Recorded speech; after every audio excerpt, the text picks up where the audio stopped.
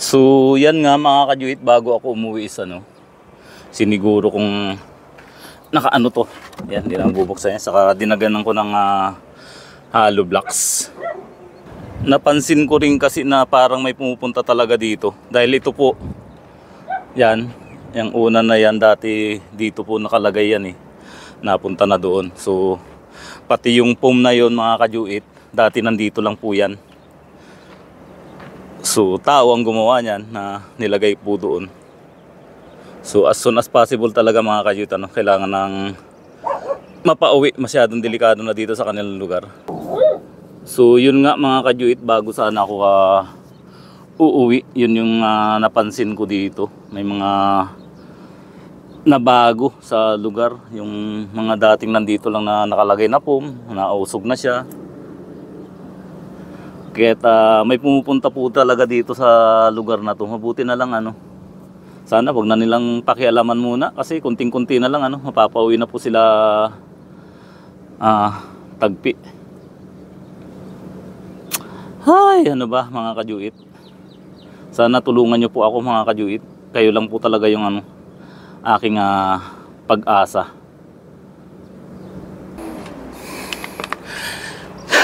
Isang buntong hininga muna mga kajuit. So nandito na naman tayo sa bahay nila Tagpi. Ayun, kala ko may nangyari na. Ba't ako ang tahimik? Wait lang.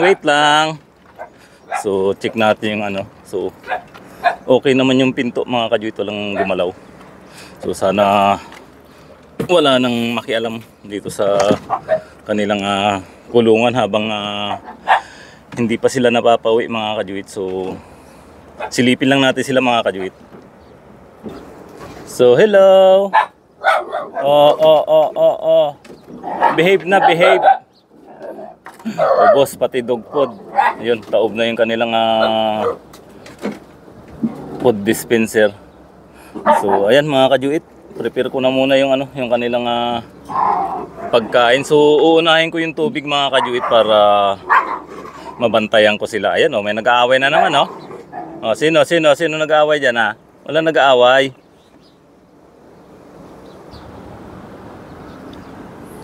Yan lang talaga yung nakakatuwa sa kanila mga kajuit, habang piniprepare ko yung kanilang pagkain. Napakatahimik nilang mag-antay. Kaya nga lang, kapag ibinigay ko na yung pagkain is nag-aaway na sila. So habang lumalaki is nagbabago din po yung kanilang ugali. At yun nga mga kajuit, siyempre ako is kulang na kulang yung oras ko para sa kanila. Kaya mahirap din talaga mga kajuit. Kaya hindi ko sila masyadong napapagtuunan. Dahil may trabaho nga po ako mga kajuit. So antayin nyo lang ako dyan Kaya pati si Tagpi tuloy naagawan ng pagkain. Dapat ganyan din kayo ka-behave kapag binigay ko na yung pagkain nyo.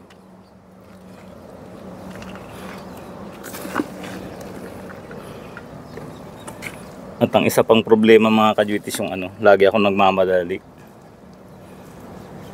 Hindi na rin ako pwedeng mag-stay ng matagal dahil yun nga po may haharapin akong trabaho.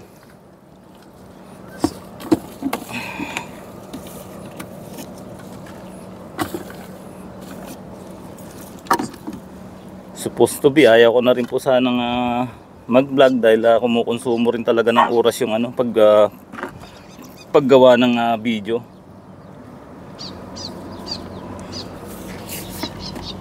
So ang gagawin ko mga kajuit is unahin ko yung kanilang tubig.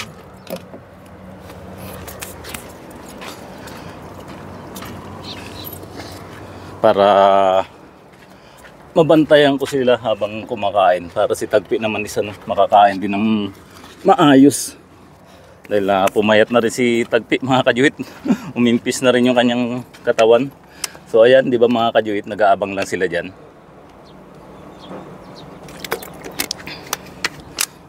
So pasok na ako sa loob.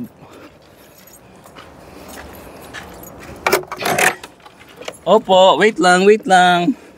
Sige na, dyan na lang, dyan na lang. Hello Laika, how are you? Ha?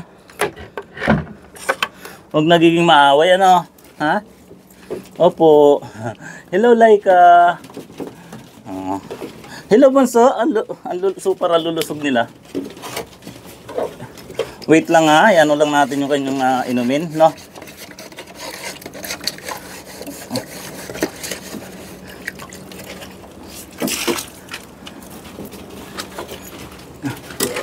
Unahin natin to para mabantayan ko kayo.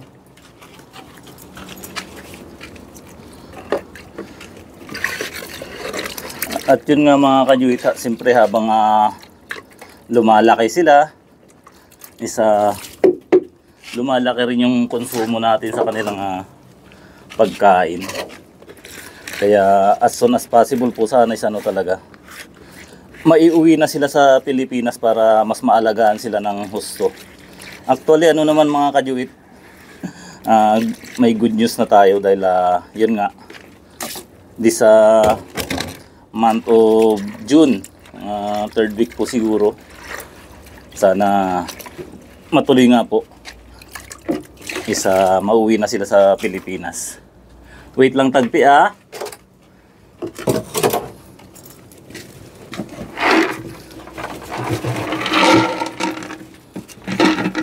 Ba't na yung nyo, dog food? So, unahin na rin natin to. Yung paglalagay ng dog food.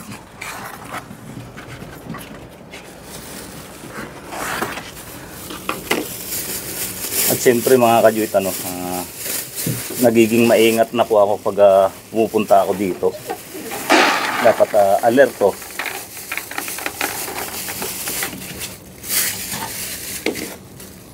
Ayan. Then, tubig, no? Tubig. Hello, panda. Gutom na sila. Wait lang po. Opo. Ay, sorry. Kunting-kunting panahon na lang makakauwi na kayo. So, sana walang maiwan sa inyo. Sana mapunan lahat ng pundo. Ay, may kagat ka Nutella. Ano? Hello, Husky. Hello, Bunso. Yan po si Charmy at saka si Sheba. Napakagandang aso po niyan. Ito si Charmy. Ito si Sheba. Laki ni Sheba. Wait lang. Tubig lang. Tubig muna. So, nag-upgrade din po ako ng tubig mga kajuit. Mas malaki. Yun nga lang, mas mahal.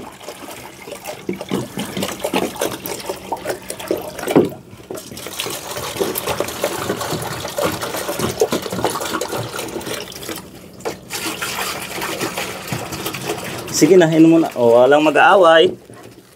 Hello, Tagpi.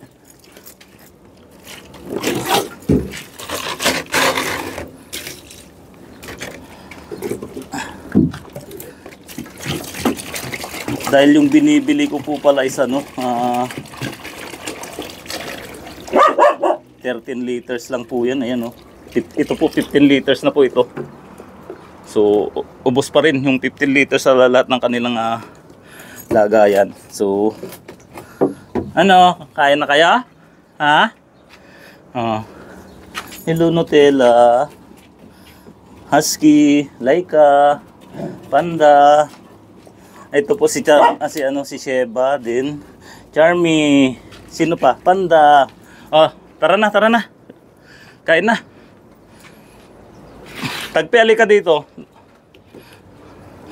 Walang mag-aaway walang mag-aaway.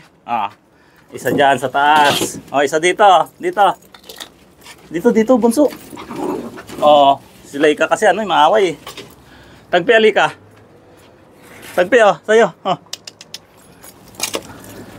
Ito pa. Laika, dito ka. Huwag kang mag-aaway. Sige na, kumain na dyan. So, ayan mga kajuit, babantayan ko. Si Tagpi nandito.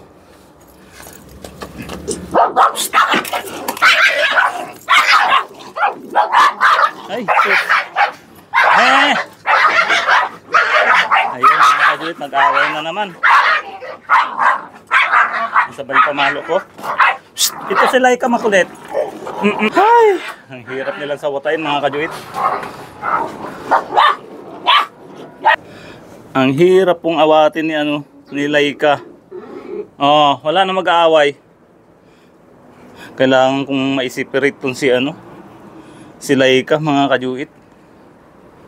Maaway siya pag oras ng kainan. At pag kumagat hindi bibitawan. Pati si Tagpi tuloy natakot siya at nagagalit po ako. Ay! Ano ba yan? Ayan ubos na yung kanilang pagkain. So maglilinis lang po ako ng kanilang kulungan.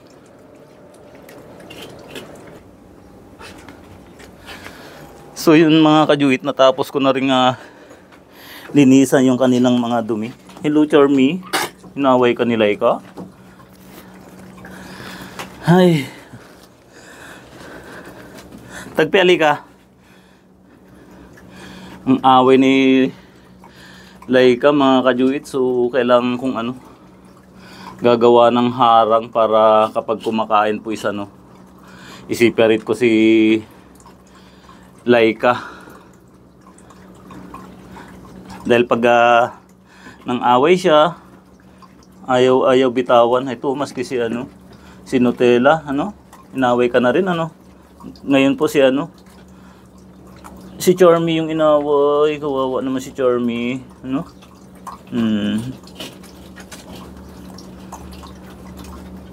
Nagiging bad ka, Laika, ha? Oh. Ba't ganon? Ha? Kaya dapat talagang may alis na sila dito mga kajuit. Kasi matapos po itong buwan na to, gigibain ko na tong kulungan na to. Kung sino lang yung may uwi, yun na lang po yung may uwi dahil kulang pa po yung fund natin para sa mga puppies. So, kung napunan po yung pondo, mas maganda para sabay-sabay silang lahat. Laika? Ha? Laika, ha? Oh, behave ka naman, nangaaway ka. Tati si Tagpi tatakot sa akin kapag ako'y nagagalit. Ano, bunso?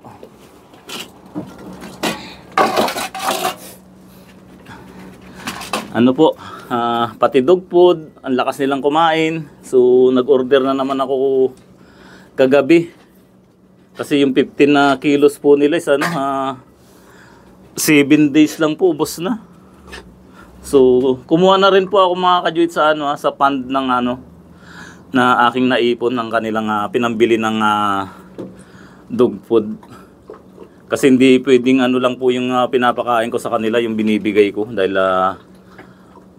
kinabukasan ko nga po sila nababalikan dito. So, ganun po yung sitwasyon dito kaya sa mga willing talaga na gustong mapauwi sila lahat. So isagad-sagad na po natin yung kanilang ang tulong para sa kanila, para lahat po sila mapauwi. Kasi baka may tatlong may iwan dito kung sakasakaling hindi mapunan yung yung kinakailangan pang pundo. Ang laki pa po ng kulang. Nasa 93k pa. Ganun po kamahal ang magpauwi ng aso. Kahit sa mga nagmamadali na sana maiuwi sila, hindi po ganun kadali. At siyempre pare-pares po kami may trabaho, si Ninang may trabaho din. Siya po yung maghahatid sa Pilipinas na naman dito sa mga puppies at kay Mama Dog. So kay Mama Dog nagkaka-problema din po sana bago ma-schedule yung flight is si Mama Dog is magpakita na ulit sa akin. Kasi kahapon po buong maghapon wala siya, tapos nung isang gabi wala din po. So mamaya iikutin ko yung kung bumalik ba siya doon.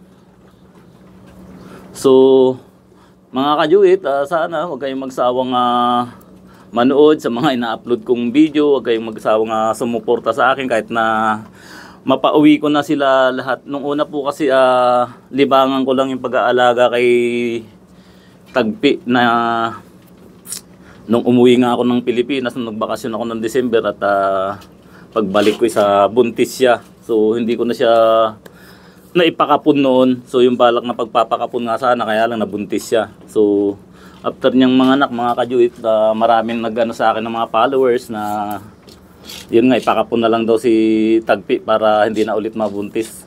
At nag-decide nga po ako nung March 1 na pinost na mag-start na akong mag-funding para sa kapon ni Tagpi. At maraming tumugon mga kajuit, at napunan naman yung kailangan na pundo sa pagpapakapon kay Tagpi.